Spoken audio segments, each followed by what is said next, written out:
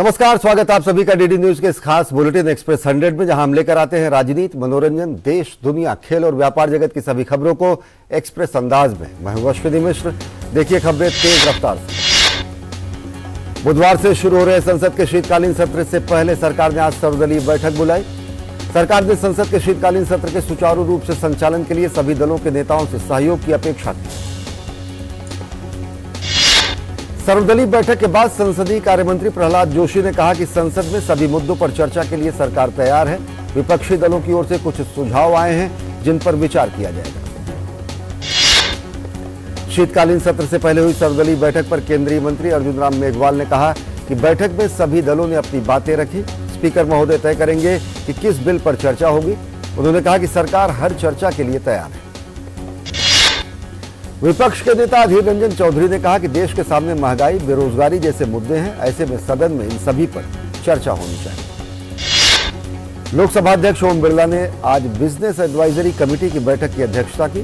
बैठक के दौरान ओम बिरला ने नेताओं से सदन के सुचारू संचालन में सहयोग की अपील की। सभी नेताओं ने अध्यक्ष को आश्वासन दिया कि वे लोकसभा के सुचारू संचालन में अपना सहयोग और समर्थन देंगे। शीतकालीन सत्र 7 दिसंबर से शुरू होगा और 29 दिसंबर तक चलेगा। सरकार कुल 16 विधेयक लाने की तैयारी में है। अर्थव्यवस्था के मोर्चे पर एक और अच्छी खबर। विश्व बैंक ने चालू वित्त वर्ष 2022-2023 के लिए भारत की जीडीपी वृद्धि दर के पूर्वानुमान को 6.5 से बढ़ाकर 6.9 कर दिया है।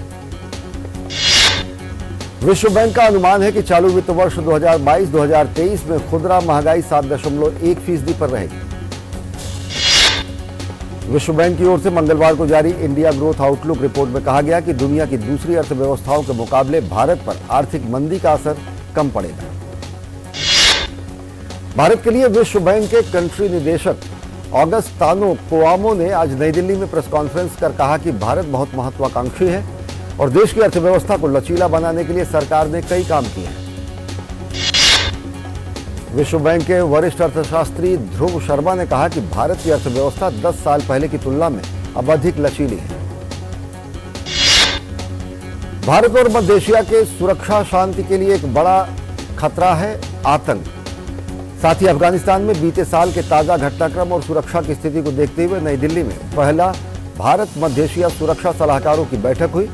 बैठक में सूचनाएं साझा करने, साइबर में बढ़ते खतरे को देखते हुए भविष्य की तैयारियों पर विचार विमर्श किया गया।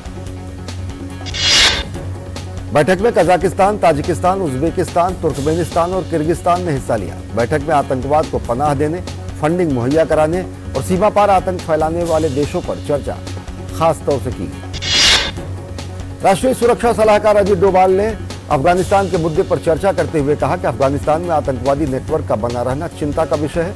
उन्होंने कहा कि संयुक्त राष्ट्र के सभी सदस्यों को आतंकवादी गतिविधियों में शामिल संस्थाओं को सहायता प्रदान करने से बचना चाहिए।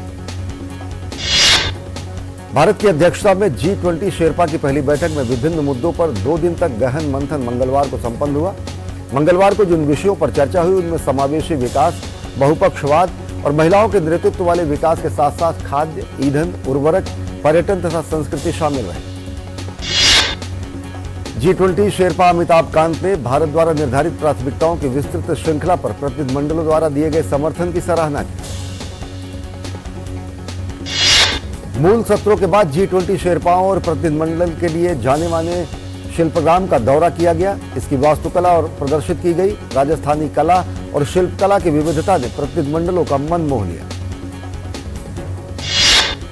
3 दिनों के दौरान समकालीन वैश्विक, सामाजिक, आर्थिक और भू राजनीतिक चिंताओं को ध्यान में रखकर भविष्य की रणनीति पर चिंतन हुआ। विचारों का यह आदान प्रदान भारत की अध्यक्षता में G20 समूह के एक पृथ्वी, एक परिवार, एक भविष्य के मूल मंत्र को आगे बढ़ाने में महत्वपूर्ण साबित होगा। केंद्रीय आयुष मंत्री सर्बानंद सोनोवाल ने बताया कि प्रधानमंत्री नरेंद्र मोदी 11 दिसंबर को गोवा में अखिल भारतीय आयुर्वेद संस्थान, गाजियाबाद में राष्ट्रीय यूनानी चिकित्सा संस्थान NIUM और दिल्ली में राष्ट्रीय होम्योपैथी संस्थान का अनावरण करेंगे और इससे लोगों को स्वास्थ्य सेवाएं कम दामों पर मिल पाएंगी। केंद्रीय आयुष मंत्री सर्बानंद सोनोवाल ने कहा कि मानव स्वास्थ्य की सुरक्षा में आयुष व्यवस्था ने बड़ी भूमिका निभाई है। उन्होंने कहा कि प्रधानमंत्री नरेंद्र मोदी की अगुवाई में आयुष मंत्रालय ने इस प्रणाली को और मजबूत करने के लिए कई कदम उठाए हैं। आयुष मंत्री ने कहा कि कोरोना महामारी के दौरान आयुष प्रणाली में लोगों का विश्वास बढ़ा है।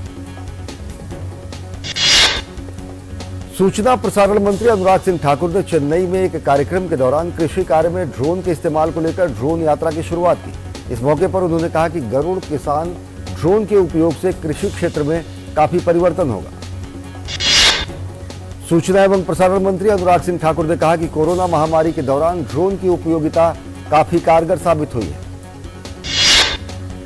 गृह मंत्रालय ने आंतरिक सुरक्षा को लेकर नई दिल्ली में एक अहम बैठक की, जिसमें जम्मू कश्मीर की सुरक्षा व्यवस्था को लेकर चर्चा की गई। केंद्रीय गृह सचिव की अध्यक्षता में हुई बैठक में रॉ, आईबी, एनआईए सहित अन्य सुरक्षा एजेंसियों के अधिकारी मौजूद रहे। दिल्ली उच्च न्यायालय एस ब्लॉक भवन के उद्घाटन पर केंद्रीय कानून एवं न्याय मंत्री किरेन रिजिजू ने कहा कि निकट भविष्य में भारतीय न्यायपालिका कागज रहित हो जाएगी। इसके लिए वकीलों को तैयार रहना होगा। जब न्यायपालिका पूरी तरह से डिजिटल होगी तो न्याय वितरण प्रणाली पर इसका व्यापक असर पड़ेगा। भारत के मुख्य न्यायाधीश डीवाई चंद्रचूड़ ने कहा कि हमारी न्यायिक प्रणाली और अदालत कक्ष लोकतांत्रिक, समावेशी और समान रूप से सुलभ होने चाहिए। इसका निर्माण ऐसा होना चाहिए कि हमारी अर्थपूर्ण भागीदारी सुनिश्चित करने वाले विविध पृष्ठभूमि के लोग हो सके। लीवर के उपचार के लिए प्रतिष्ठित Institute of Liver and Biliary Sciences के दीक्षांत समारोह में आज प्रतिभावान चिकित्सकों को सम्मानित किया गया। इस मौके पर लोकसभा स्पीकर ओम बिरला, उपराज्यपाल विनय कुमार सक्सेना सहित चिकित्सा जगत की जानी मानी हस्तियां मौजूद रहीं। बाबा साहेब भीमराव अंबेडकर के महापरिनिर्वाण दिवस के मौके पर देश भर में उन्हें श्रद्धांजलि दी गई। 6 दिसंबर 1956 में बाबा साहब का देहांत हुआ था। संसद भवन परिसर में राष्ट्रपति द्रौपदी मुर्मू, उपराष्ट्रपति जगदीप धनखड़ और प्रधानमंत्री नरेंद्र मोदी ने बाबा साहब को श्रद्धासुमन अर्पित किए। मुंबई में दादर की चैत्य भूमि पर महाराष्ट्र के राज्यपाल भगत सिंह कोश्यारी, मुख्यमंत्री एकनाथ शिंदे और उप मुख्यमंत्री देवेंद्र फडणवीस ने बाबा साहब को श्रद्धांजलि दी। भाजपा के राष्ट्रीय अध्यक्ष जेपी नड्डा सहित अन्य लोगों ने दिल्ली स्थित भाजपा मुख्यालय में डॉक्टर BR अम्बेडकर को उनकी पुण्यतिथि पर पुष्पांजलि अर्पित की। विपक्ष के नेता और कांग्रेस अध्यक्ष मल्लिकार्जुन खड़गे ने संसद भवन परिसर में और बसपा प्रमुख मायावती ने लखनऊ में डॉक्टर भीमराव अम्बेडकर को श्रद्धांजलि दी। उत्तर प्रदेश के मुख्यमंत्री योगी आदित्यनाथ ने लखनऊ में BR अम्बेडकर को उनकी पुण्यतिथि पर श्रद्धांजलि दी। प्रधानमंत्री नरेंद्र मोदी ने बिहार के उप मुख्यमंत्री तेजस्वी यादव से फोन पर बात की और किडनी ट्रांसप्लांट के ऑपरेशन के बाद आरजेडी अध्यक्ष लालू प्रसाद यादव के स्वास्थ्य के बारे में जानकारी ली। काशी तमिल संगमम के तहत अब तक कई लोगों का समूह वाराणसी पहुंच चुका है, जिनकी सुरक्षा से लेकर घूमने तक की सारी व्यवस्था वाराणसी पुलिस और प्रशासन के पास है। इस पर वाराणसी पुलिस कमिश्नर अशोक मुथाजैन ने कहा कि देश के 2 हिस्सों को जोड़ने वाले इस कार्यक्रम में वाराणसी पुलिस अपना पूरा योगदान दे रही है। फिल्म निर्माता विवेक अग्निहोत्री ने दिल्ली हाईकोर्ट से बिना शर्त माफी मांगी है। विवेक अग्निहोत्री ने भीमा कोरेगांव केस के आरोपी गौतम नवलखा को राहत के आदेश पर जस्टिस मुरलीधर पर पक्षपात का आरोप लगाया था। इस मामले में दिल्ली हाईकोर्ट ने स्वतः संज्ञान लेते हुए 2018 में विवेक अग्निहोत्री, आनंद रंगनाथन के खिलाफ अवमानना की कार्रवाई शुरू की थी। कोर्ट ने विवेक अग्निहोत्री को 16 मार्च को पेश होने को कहा था। दिल्ली हाईकोर्ट ने 33 हफ्ते की गर्भवती महिला यानी तकरीबन 8 महीने के भ्रूण को गर्भपात की अनुमति दी है। मेडिकल टेस्ट में डॉक्टरों द्वारा बताया गया कि होने वाले बच्चे में कुछ शारीरिक और मानसिक अक्षमता हो सकती है, लेकिन LNJP अस्पताल के डॉक्टरों के पैनल ने प्रेगनेंसी के एडवांस स्टेज को देखते हुए गर्भपात नहीं कराने की अनुशंसा की थी।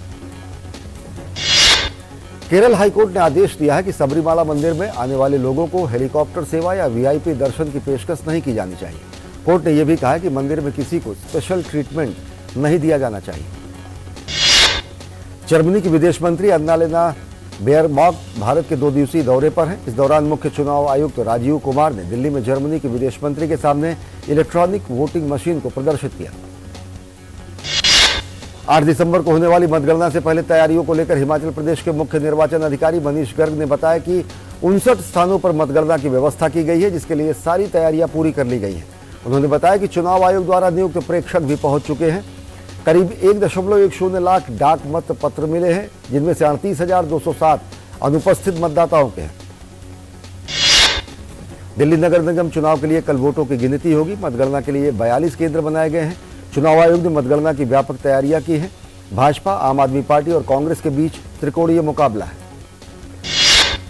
तमिलनाडु में मौसम विभाग ने भारी बारिश की आशंका जताई है। 8 दिसंबर को राज्य के नागापट्टनम, तंजावुर, तिरुवरूर, कुड्डलूर, कराईकल और चेन्नई में भारी बारिश की आशंका है। दक्षिणी अंडमान सागर में बने कम दबाव के क्षेत्र की वजह से बारिश का अनुमान जताया गया है। ये कम दबाव का क्षेत्र चक्रवाती तूफान की शक्ल ले सकता है और बंगाल की खाड़ी की तरफ भी इसका असर देखा जा सकता है। आंध्र प्रदेश के तटीय इलाकों और पुडुचेरी में भी बारिश के आसार हैं। एहतियातन उत्तरी तमिलनाडु में एनडीआरएफ की 6 टीमें तैनात की गई। 5 और 6 दिसंबर की रात को बीएसएफ के पंजाब फ्रंटियर ने तरनतारन जिले में एक पाकिस्तानी ड्रोन को मार गिराया। प्रारंभिक तलाशी के दौरान बीएसएफ ने हेरोइन का एक संदिग्ध पैकेट बरामद किया। इस पैकेट में लगभग 2 किलो 470 ग्राम हेरोइन मिली है।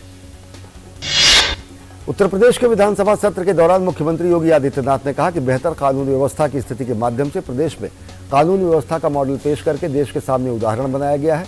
उन्होंने कहा कि उत्तर प्रदेश ने साबित किया है कि वो दंगा मुक्त हो सकता है। देहरादून में उत्तराखंड के मुख्यमंत्री पुष्कर सिंह धामी ने होमगार्ड्स और नागरिक सुरक्षा विभाग के स्थापना दिवस कार्यक्रम में हिस्सा लिया। उन्होंने कहा कि महामारी के दौरान होमगार्ड के जवानों ने कर्तव्यनिष्ठ योद्धा की भूमिका निभाई। महामारी के दौरान उनके द्वारा किए गए कार्यों को हमेशा याद किया जाएगा। शिरोमणि अकाली दल की सांसद हरसिमरत कौर बादल ने कहा कि पंजाब के सड़कों में नौजवान नशे की हालत में घूम रहे हैं, जिसके बाद सुप्रीम कोर्ट ने यह टिप्पणी की है। उन्होंने कहा कि महाराष्ट्र और दक्षिण के राज्यों के नेताओं से भी इस बारे में बात की जानी चाहिए। हिंदुस्तान के खिलाफ ये नार्को आतंकवाद एक गंभीर मुद्दा है। दिल्ली शराब घोटाले के सिलसिले में पूछताछ के लिए सीबीआई 11 दिसंबर को टीआरएस एमएलसी के कविता कृष्ण के आवास पर जाएगी। कर्नाटक रक्षण वैदिक संगठन ने बेलगावी महाराष्ट्र कर्नाटक सीमा विवाद को लेकर विरोध प्रदर्शन किया है। इस दौरान पुलिस ने प्रदर्शनकारियों पर वाटर कैनन का इस्तेमाल किया।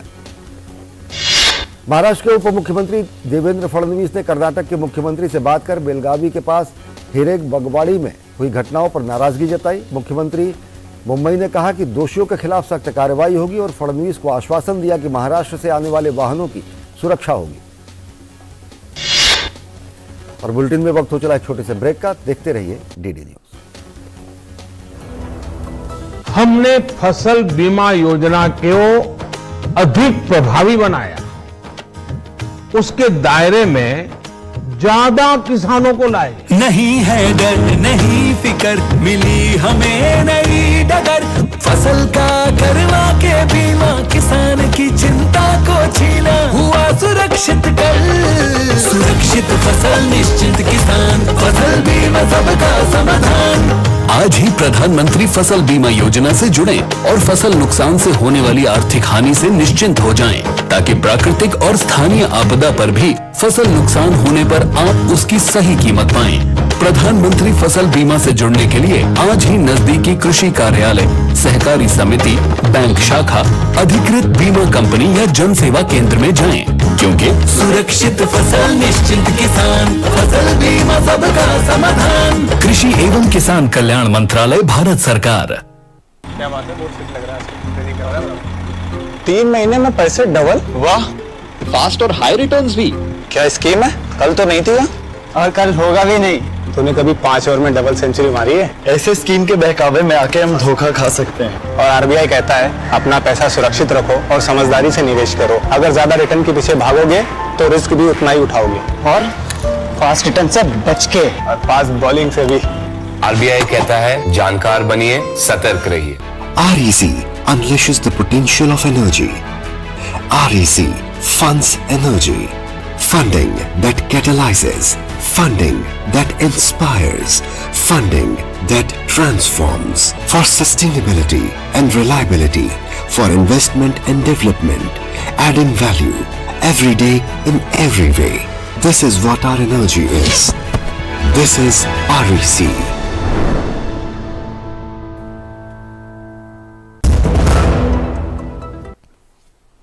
ब्रेक के बाद आप सभी का स्वागत है। देखिए खबरें तेज रफ्तार से। उत्तर प्रदेश के मथुरा में अखिल भारत हिंदू महासभा द्वारा शाही ईदगाह के सामने हनुमान चालीसा का पाठ करने के आह्वान पर पुलिस ने फ्लैग मार्च निकाला। केरल के थिरुवनंतपुरम में एक लातवियाई पर्यटक के साथ दुष्कर्म और हत्या के मामले में दोनों अभियुक्तों उमेश और उदय कुमार को अतिरिक्त प्रधान सत्र अदालत ने आजीवन कारावास की सजा सुनाई है। महाराष्ट्र के पुणे जिले में मंगलवार को अगरबत्ती बनाने वाली एक इकाई में आग लग गई। हादसे में अभी तक किसी के हताहत होने की खबर नहीं है। दिल्ली सरकार के शिक्षा निदेशालय ने फीस वृद्धि नियमों का पालन न करने पर Delhi public school Rohini sector 24 की मान्यता निलंबित कर दी है। उज्जैन के महाकालेश्वर मंदिर प्रबंधन समिति के अध्यक्ष और जिला कलेक्टर ने जानकारी दी है कि महाकाल मंदिर में कुछ दिनों से सोशल मीडिया पर लोग रील पोस्ट कर रहे थे और सुरक्षा संबंधी शिकायतें आ रही थी। गुजरात के मुख्यमंत्री भूपेंद्र पटेल ने अंबाजी मंदिर में पूजा अर्चना की है। राजधानी दिल्ली, उत्तर प्रदेश समेत पूरे उत्तर भारत में ठंड का असर देखने को मिल रहा है। बीते कई दिनों से पहाड़ों पर हो रही बर्फबारी की वजह से मैदानी इलाकों में ठंड बढ़ रही है। दिल्ली में वायु गुणवत्ता एवं मौसम पूर्वानुमान अनुसंधान प्रणाली के मुताबिक आज वायु गुणवत्ता सूचकांक बहुत खराब श्रेणी में दर्ज किया गया। शेयर बाजार में आज 30 शेयरों पर आधारित बीएसई सेंसेक्स 208 अंकों की गिरावट के साथ 62,626 पर बंद हुआ। नेशनल स्टॉक एक्सचेंज निफ्टी भी 58 अंक की गिरावट के साथ 18,642 पर बंद हुआ। घरेलू शेयर बाजार में बिकवाली दबाव और कच्चे तेल की कीमतों में तेजी के बीच अमेरिकी डॉलर आज रुपए के मुकाबले 76 पैसे लुढ़ककर 82 रुपए 61 पैसे अस्थायी स्तर पर पहुंचा। विदेशी बाजार में बहुमूल्य धातुओं की कीमतों में गिरावट के बाद आज सर्राफा बाजार में सोना 473 रुपए टूटकर 53,898 रुपए प्रति 10 ग्राम पर बंद हुआ। चांदी भी 1,241 रुपए के नुकसान के साथ 65,878 रुपए प्रति किलोग्राम पर आ गई। अंतर्राष्ट्रीय तेल बाजार में आज ब्रेंट क्रूड ऑयल मानक तेल 0.68% की बढ़त के साथ $83.24 प्रति बैरल पर पहुंच गया।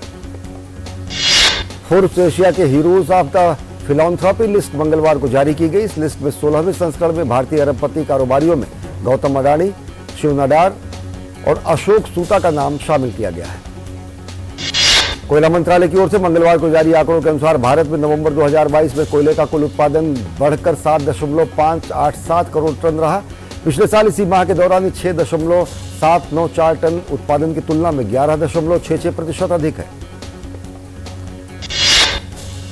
काम पर या तो बेहद सख्त होने या फिर नौकरी छोड़ देने के अपने आह्वान के बाद एलन मस्क ने सैन फ्रांसिस्को में ट्विटर मुख्यालय के कमरों को छोटे बेडरूम में बदल दिया है। इंडोनेशिया की संसद ने अपनी दंड संहिता में बहुप्रतीक्षित और विवादास्पद संशोधन पारित किया है, जिसके तहत विवाहेतर यौन संबंध दंडनीय अपराध होंगे।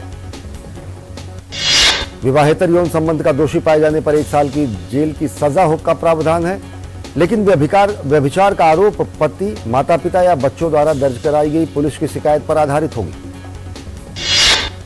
नए संशोधन के मुताबिक इंडोनेशिया में अब लिव इन रिलेशनशिप में रहना भी अपराध के दायरे में रहेगा। कानून पर राष्ट्रपति के हस्ताक्षर होने के बाद संशोधित कानून लागू हो जाएगा।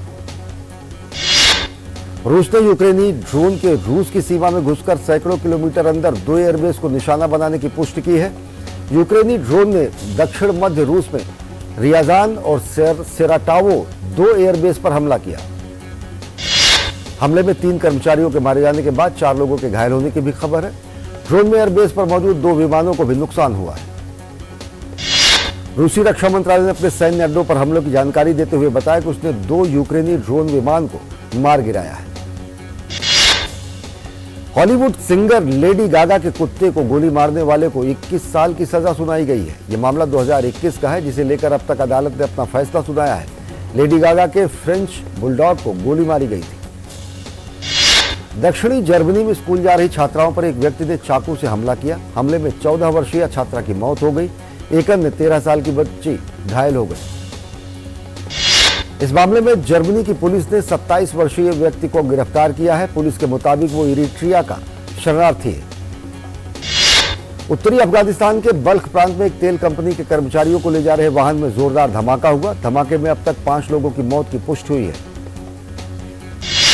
क्यूबा सरकार ने महिला मुक्केबाजों के दशकों के प्रतिबंध के बाद अब उन्हें प्रतिस्पर्धी मुकाबले में खेलने की स्वीकृति देने की घोषणा की है।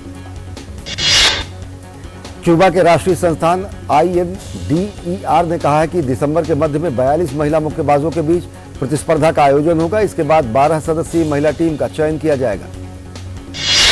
क्यूबा के राष्ट्रीय खेल संस्थान के उपाध्यक्ष एरियल सेन ने बताया कि यह टीम अल सल्वाडोर में मध्य अमेरिकी और कैरिबियाई खेलों के साथ अंतर्राष्ट्रीय स्तर पर पदार्पण करेगी।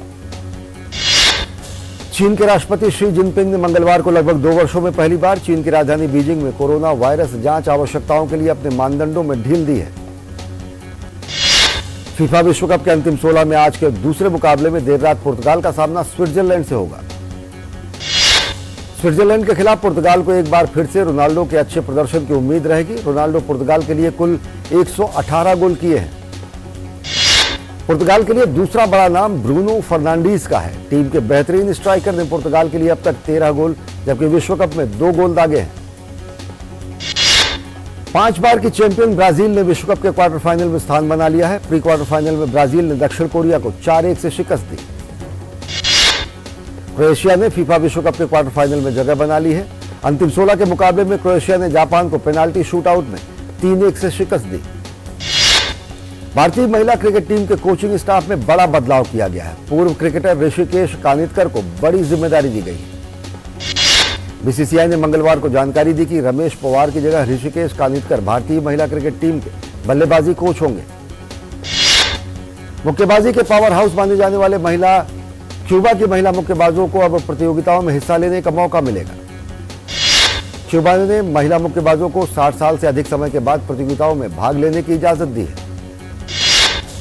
भारत और बांग्लादेश के बीच 3 मैचों की सीरीज का दूसरा वनडे मैच बुधवार को मीरपुर में शेरे बांग्ला नेशनल स्टेडियम में खेला जाएगा।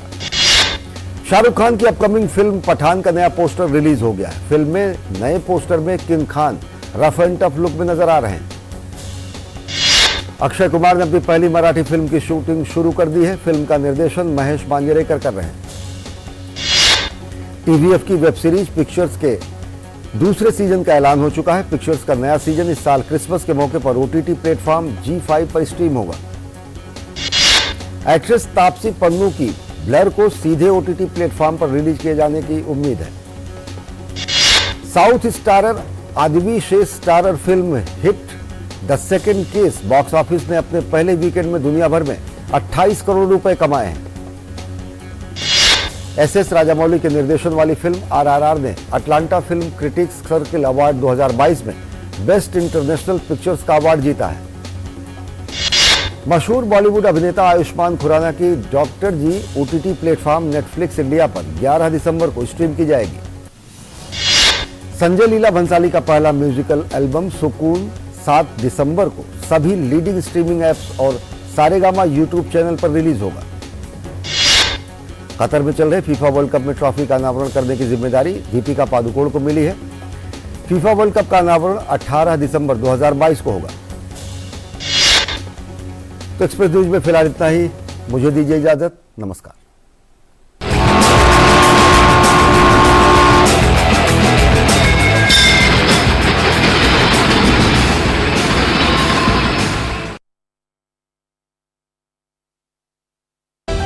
समाज की बेड़ियां तोड़कर हासिल किए अनोखे मुकाम।